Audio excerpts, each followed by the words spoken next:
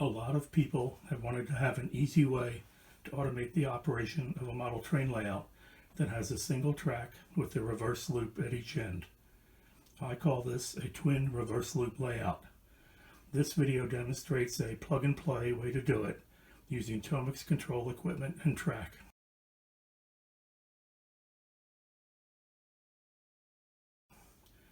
Examples of when reverse loops work better than point-to-point include a locomotive-hauled train, a single-ended trolley or tram with operator controls only at one end and possibly doors only on one side, or any trolley or tram with trolley poles instead of a bidirectional pantograph.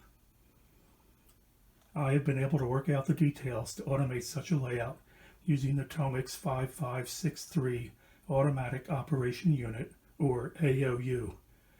The newer Tomix 5574 AOU is said to have the exact same logic, just more amperage for the train. You can use mode 2 of these units.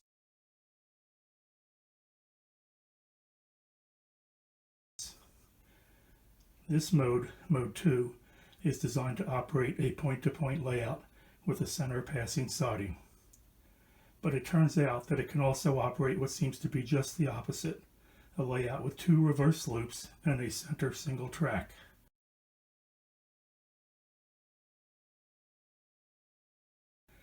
The concept works, and I've designed two slightly different alternative schemes. This is my layout alternative 1.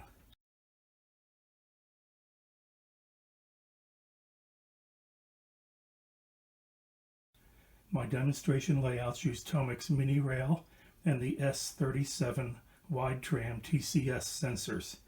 You can use any Tomix track and sensors that you want to use and shape the layout any way you want.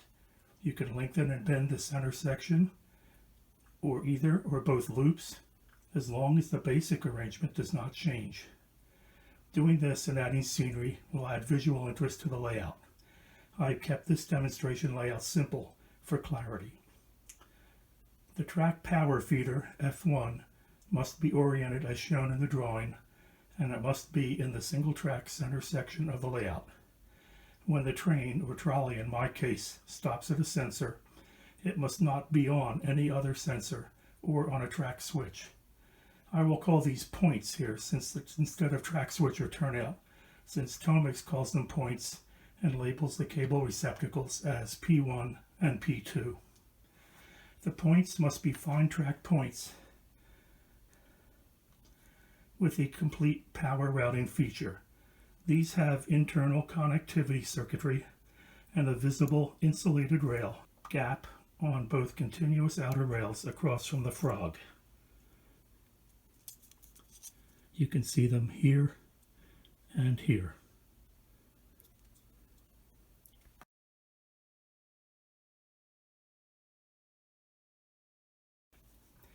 When the train's metal wheels are detected at sensor S1 or S4, the Automatic Operation Unit in Mode 2 turns off the track power, throws P1 and P2, reverses the track power polarity, and then restores the track power.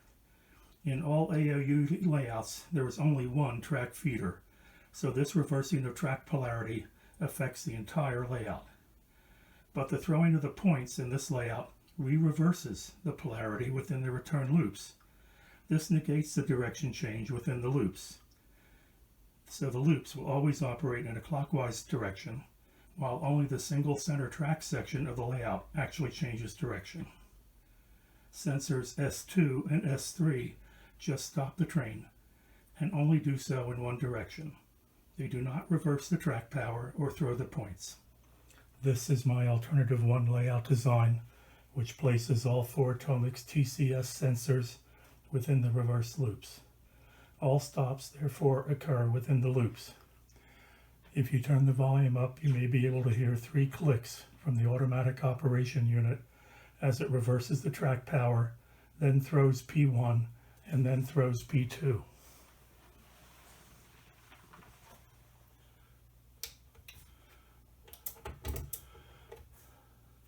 Mode 2.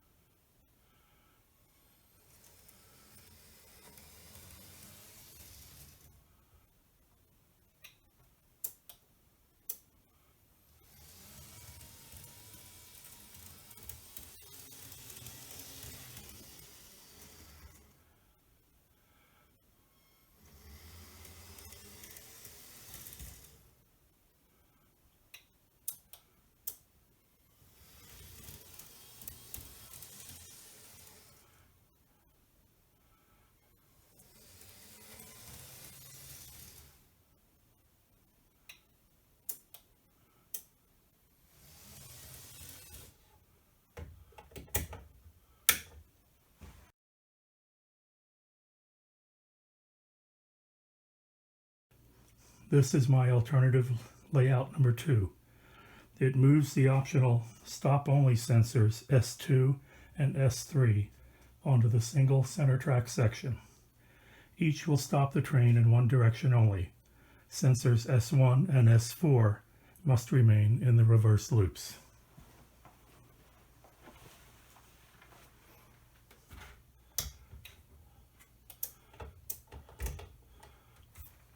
Mode 2.